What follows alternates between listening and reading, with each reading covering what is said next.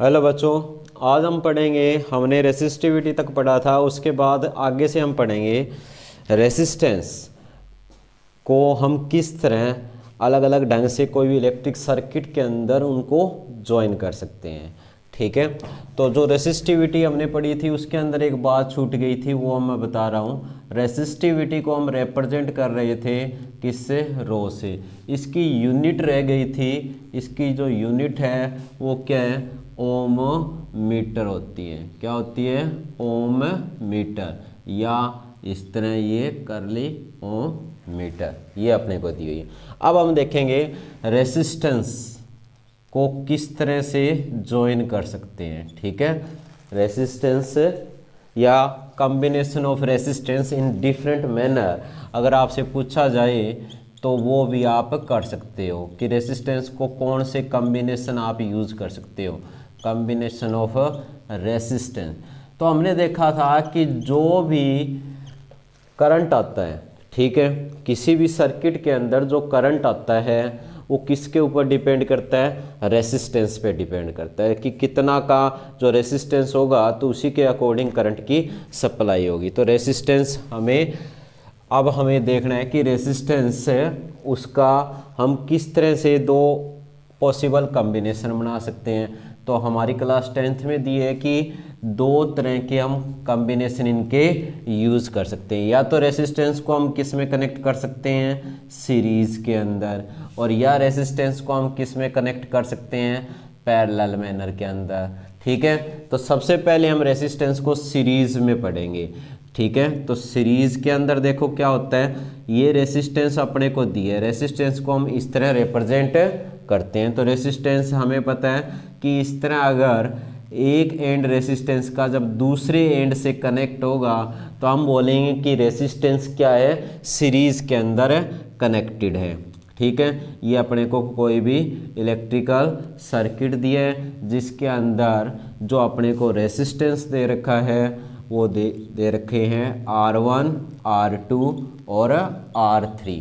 ये 3 टाइप्स के रेसिस्टेंस दिए हुए हैं, और इसके अंदर ये पोटेंशियल डिफरेंस V दिया हुआ है और करंट जो I दी हुई है। ठीक है, यहाँ पे इसने बताया कि जब रेसिस्टेंस को हम सीरीज में कनेक्ट करते हैं तो जो करंट जैसे ही किसी भी रेसिस्टेंस में से पास हो रहा है तो वहाँ पे क्या होगा? जब सीरीज में रेसिस्टेंस कनेक्ट होगा तो वहाँ भी पोटेंशियल डिफरेंस की जो वैल्यू है वो क्या होती रहेगी?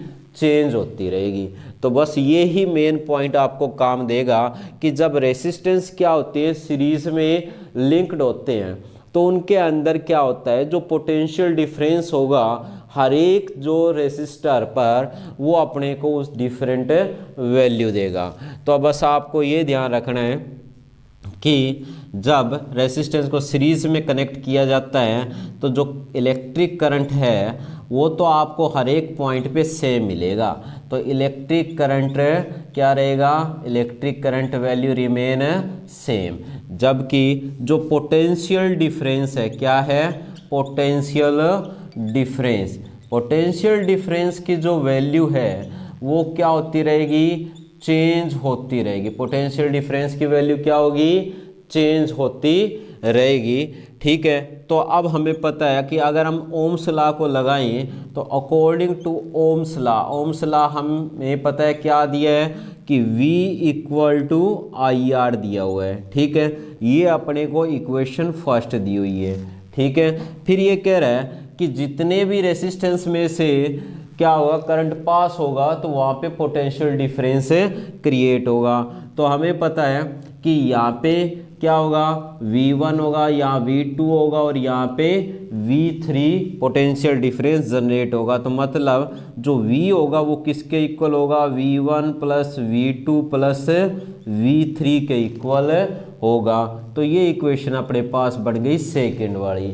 ठीक है, तो अब हमें अगर V1 निकालना है तो ओम्स लॉ के अकॉर्डिंग हमें पता है कि जो V1 होगा या V होगा वो किसके इक्वल होगा? IR के। तो V1 किसके इक्वल होगा? I तो क्या है? सेम अपने को दिख रहा है, जबकि R क्या है? चेंज हो रहा है। V भी क्या हो रहा है? चेंज हो रहा है। तो जो चेंज हो रहा है उनको लिख दो, बाकी तो सेम ही रहेगा तो उसको भी कांस्टेंट रखेंगे।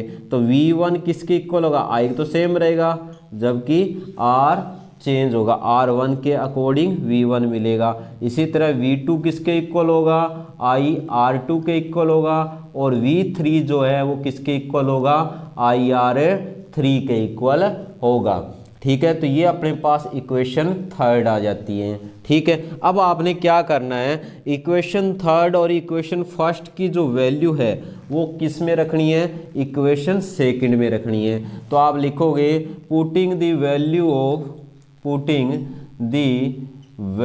Of equation first and third in equation second.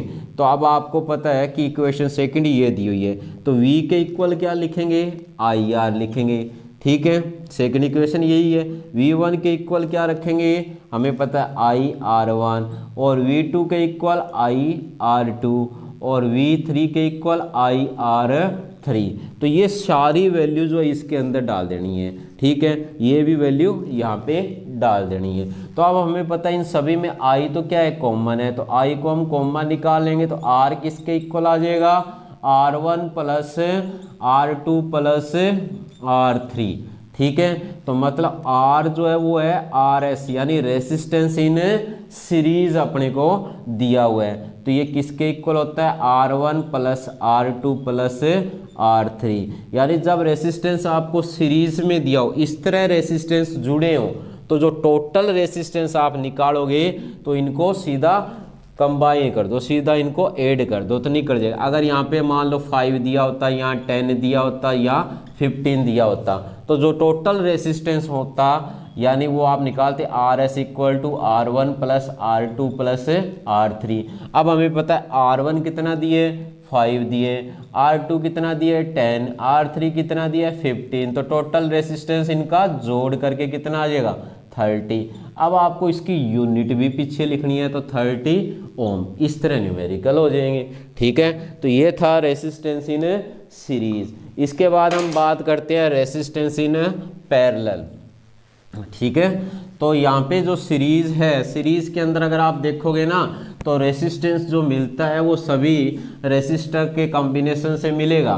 तो इसका मतलब रेसिस्टेंस जो सीरीज में होता है ना, उसकी वैल्यू भी क्या होती है, हाई होती है। ठीक है, इसी तरह हम पैरेलल में देखें तो पैरेलल में क्या होगा, जो ये रेसिस्टेंस है ये क्या होते हैं, एक दूसरे के इसी तरह पैरेलली जुड़े होते हैं, तो उसको हम क्या बोलेंगे, रेसिस्टेंस इन पैरेलल। ये तीनों रेसिस्टेंस दे रखे हैं, इन तीनों रेसिस्टेंस को हमने क्या जोड़ दिया, इस तरह कंबाइन कर दिया। ठीक है, तो ये है R1, ये है R2, और ये क्या है R3। ठीक है, और ये किससे लिंक्ड है, कोई भी इलेक्ट्रिक सोर्स से लिंक्ड है। ठीक है, तो ये अपने को करंट यहाँ पे दिख रहा है, यहाँ पे आया करंट की वैल्यू जो अपने को दी है V, तो ये पोटेंशियल डिफरेंस अपने को दिए करंट I। यहाँ पे आते क्या है कि करंट तीनों जो ये पाथवे हैं वहाँ पे डिवाइड हो रहे हैं, तो यहाँ पे आगे करंट की वैल्यू क्या होगी, आपको अलग अलग देखने को मिलेगी। ठीक है, जबकि जो पोटेंशियल डिफरेंस है उसकी वैल्यू क्या रहेगी, सेम रहेगी। तो हम इसी के बेस पे इसका डेरिवेशन ड्रॉ करेंगे। ठीक है, तो अब आपको ध्यान रखना है कि जब रेसिस्टेंस कहाँ पे जुड़ा हो, पैरेलली जुड़ा हो। ठीक है, तो जो पोटेंशियल डिफरेंस है उसकी वैल्यू क्या रहेगी, सेम रहेगी। तो आप लिखोगे कि potential difference remain same. Potential difference क्या रहेगा, सेम रहेगा। कब रहेगा सेम, जब क्या है, रेसिस्टेंस पैरेलली कनेक्टेड होंगे। ठीक है, जबकि जो इलेक्ट्रिक करंट है वो क्या हो जाएगा, चेंज हो जाएगा। इलेक्ट्रिक करंट क्या हो जाएगा, electric current will be change according to different pathway. जितने पाथवे में करंट जा रहा है उसी के अकॉर्डिंग क्या हो जाएगा, करंट की वैल्यू चेंज हो जाएगी। ठीक है, और पोटेंशियल डिफरेंस क्या रहेगा, सेम रहेगा। तो हमें पता है कि ये जो करंट डिवाइड हो रहा है ना, ये किसके इक्वल होगा, टोटल I के इक्वल होगा। मतलब I किसके इक्वल होगा, I1 plus I2 plus I3 के इक्वल होगा। अब हमें पता लगाना हो कि यहाँ पे कितना पोटेंशियल डिफरेंस है, ये करंट पास हो रहा है। ठीक है, कितना पास हो रहा है, I1 की वैल्यू कितनी है, I2 की वैल्यू कितनी है, I3 की वैल्यू कितनी है। तो उसके लिए हमें अप्लाई करना पड़ेगा ओम्स लॉ। तो according to Ohm's law, Ohm's law के अकॉर्डिंग हमें क्या पता है कि V किसके इक्वल होता है, IR के। तो I किसके इक्वल होगा, V अपॉन R के इक्वल होगा।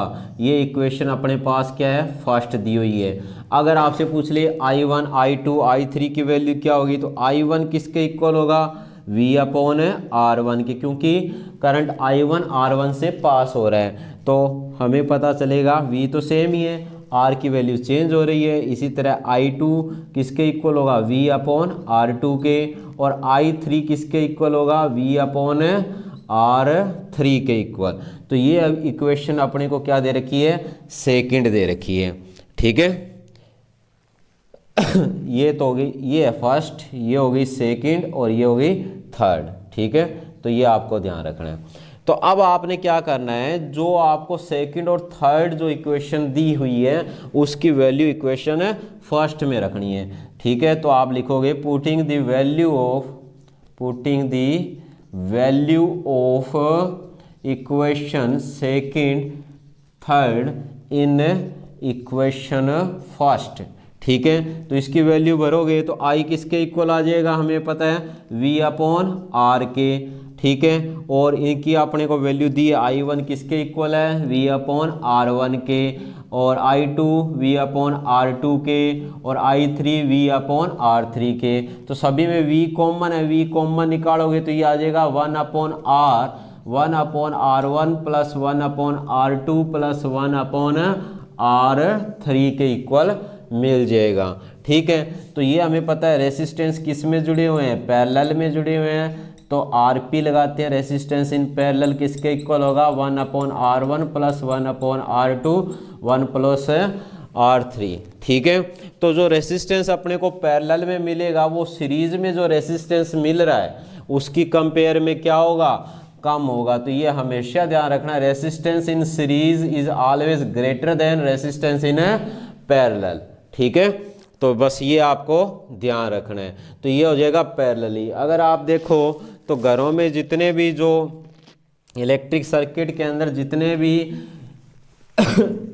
जो घरों में इलेक्ट्रिकल गेट्स लगे होते हैं ना, उनके अंदर जो रेसिस्टेंस होते हैं वो सारे क्या होते हैं, पैरेलल के अंदर होते हैं। ऐसे नहीं है कि अगर आप क्या करो, सभी घरों के अंदर जितने भी जो इंस्ट्रूमेंट वगैरह लगे हों उनको अगर सीरीज में कनेक्ट कर दिया जाए तो अगर उनमें से एक अगर जो क्या हो जाएगा, सर्किट बंद हो जाएगा। अगर एक जो फेल हो जाता है कोई भी इंस्ट्रूमेंट तो उससे क्या है, पूरे घर के अंदर इलेक्ट्रिसिटी की सप्लाई रुक जाती है। ठीक है, जैसे आपने देखा होगा विवाह शादियों में फंक्शनों के अंदर क्या होता है, डेकोरेशन के लिए जो लाइटें वगैरह यूज़ की जाती है, अगर वहाँ पे क्या हो एक बल्ब भी फ्यूज़ हो जाए तो पूरी की पूरी जो लाइट की जो रो होगी वो बंद हो जाती है। ठीक है, तो इसलिए जितने भी जो इलेक्ट्रिकल एप्लीकेशन हम घरों में लगाते हैं वो क्या होती है, पैरेलली लगाई जाती है, ताकि एक बंद हो जाए तो बाकी दूसरे पे कोई भी प्रॉब्लम क्रिएट ना हो। ठीक है, तो ये था रेसिस्टेंस के बारे में। ठीक है, तो इसके बाद हम पढ़ेंगे हीटिंग इफेक्ट ऑफ करंट। ठीक है, नेक्स्ट जो अपने को दिया है वो क्या दिया है,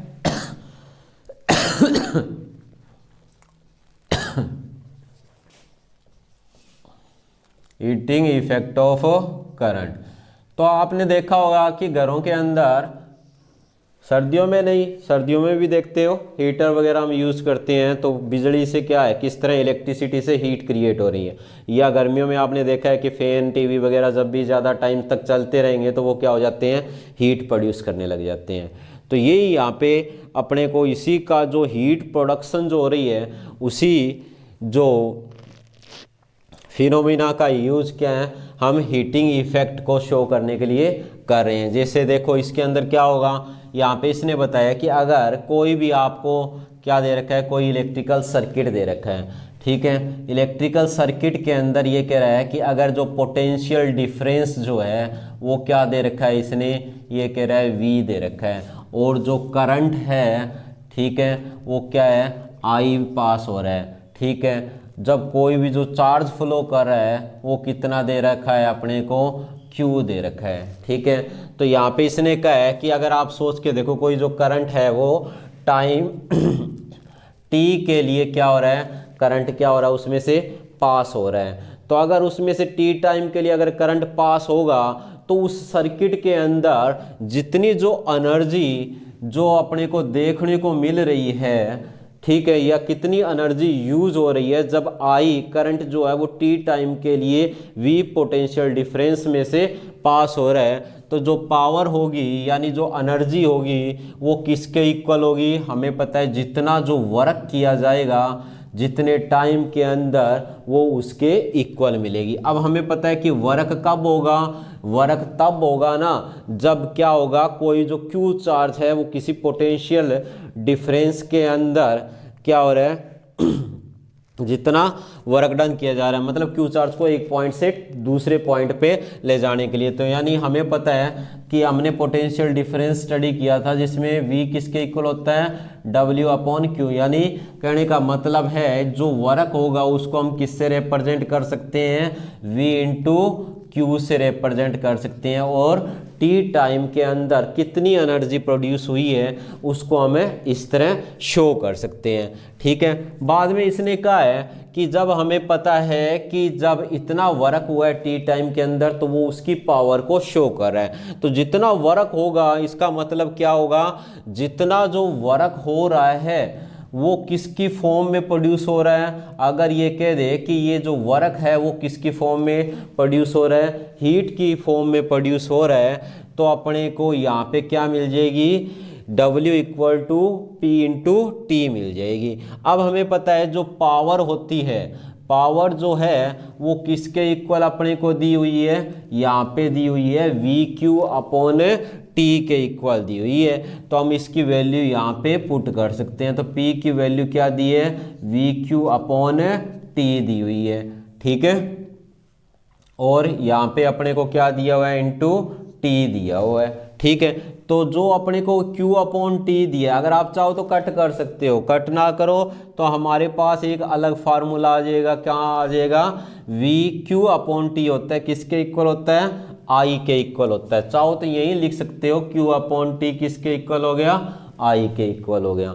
ठीक है, तो यानी जो वर्क है वो हमें किसकी फॉर्म में मिल रहा है, यहाँ पे हीट की फॉर्म में, मतलब H की फॉर्म में मिल रहा है। ठीक है, अगर यहाँ पे हम क्या करें, ओम्स लॉ को लगाते हैं, तो जो अकॉर्डिंग टू अगर हम लिखें according to Ohm's law, Ohm's law के अकॉर्डिंग अगर हम इसको देखें तो V किसके इक्वल होता है, हमें पता है भाई V/IR होता है। तो H किसके इक्वल हो जाएगी, मतलब हीट किसके इक्वल हो जाएगी, V की जगह तो हमने क्या लगा लिया, IR, और यहाँ पे क्या दिया अपने को, I/T दी हुई है। तो ये क्या फार्मूला बन जाएगा, ये आ जाएगा I², दोनों की मल्टीप्लाई, फिर R और फिर T।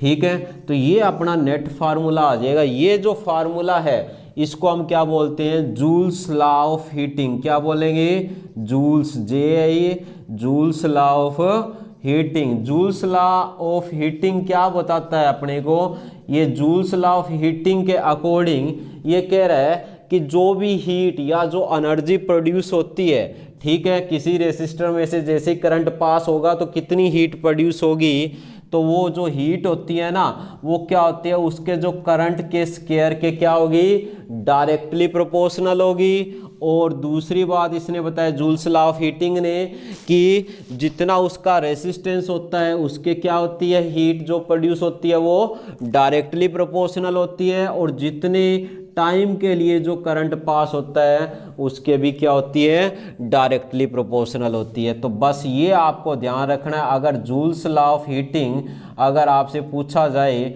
तो ये क्या होता है, ये आपको ध्यान रखना है कि जो करंट पास होता है उसके स्क्वायर के डायरेक्टली प्रोपोर्शनल होगी, जो भी हीटिंग होगी या हीट प्रोड्यूस होगी रेजिस्टेंस के डायरेक्टली प्रोपोर्शनल होगी, और जो टाइम टी है उसके भी डायरेक्टली प्रोपोर्शनल दिखने को मिलेगी। तो ओवरऑल फार्मूला अपना आ जाएगा H=I²RT। इसको क्या बोलते हैं, जूल्स लॉ ऑफ हीटिंग बोलते हैं। तो ये था हीटिंग इफेक्ट ऑफ करंट। ठीक है, उसके बाद अपने को यहीं पे अगर हम देखें तो इलेक्ट्रिक पावर का भी हम कैलकुलेशन कर सकते हैं।